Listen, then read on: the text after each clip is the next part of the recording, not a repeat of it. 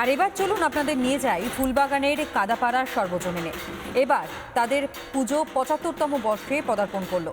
মণ্ডপ থেকে সচেতনতার বার্তা তুলে ধরা হয়েছে।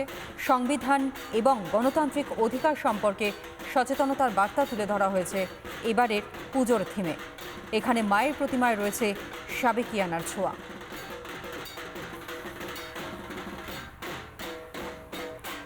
আনন্দমোহন আমার সহকর্মী এই মুহূর্তে আমার সঙ্গে রয়েছে। আনন্দমোহন, এই ফুলবাগান কাদাপাড়া সর্বজনীনে এখানেও মানুষের ঠিক থেকে ভিড় কিছুক্ষণ আগে আমরা দেখছিলাম এবং দর্শক বন্ধুদের দেখাচ্ছিলাম।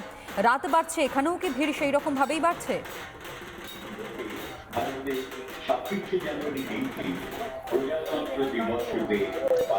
একেবারে তনয়া, তোমায় বলে দিই যে ভারতীয় সংবিধানের ৭৫তম বর্ষ এবং এই যে পুজো যেটা হচ্ছে এই কাদাপাড়া সর্বজনীন দুর্গোৎসব কমিটি, সেটাও কিন্তু ৭৫তম বর্ষ। পুরো মণ্ডপ জুড়ে দেখো ভারতের যে সংবিধান, সেই সংবিধানের যে একটা রেপ্লিকা সেটা কিন্তু রাখা রয়েছে। ইতিমধ্যে প্রচুর মানুষ তারা কিন্তু ভিড় জমাচ্ছেন পুজো প্রাঙ্গণে, সেই ছবি দেখতে পাচ্ছ। এবং তোমায় বলে দিই যে এখানে যে রাজধর্ম বা রাজমুকুট সেটা কিন্তু চেয়ারের মধ্যে রয়েছে, সেটা তুমি ছবি দেখতে পাচ্ছ। অর্থাৎ পুরো সংবিধানের মধ্যে মানুষের কি অধিকার সেটা তুলে ধরা হয়েছে। আমরা কথা বলবো, অনেকে আছেন এখানে। দাদা, কি করতে চেয়েছেন আপনারা এবারে?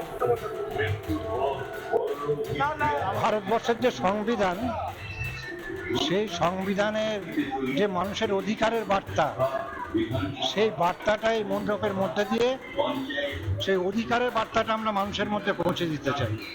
এটুকুই আমার। খুব সুন্দর লেগেছে।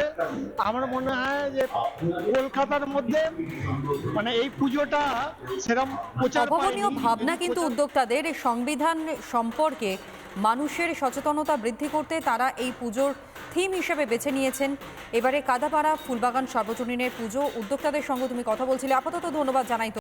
নানা ধরনের কন্টেন্ট দেখার জন্য লাইক করুন, শেয়ার করুন আমাদের ফেসবুক পেজ, সাবস্ক্রাইব করুন আমাদের ইউটিউব চ্যানেল।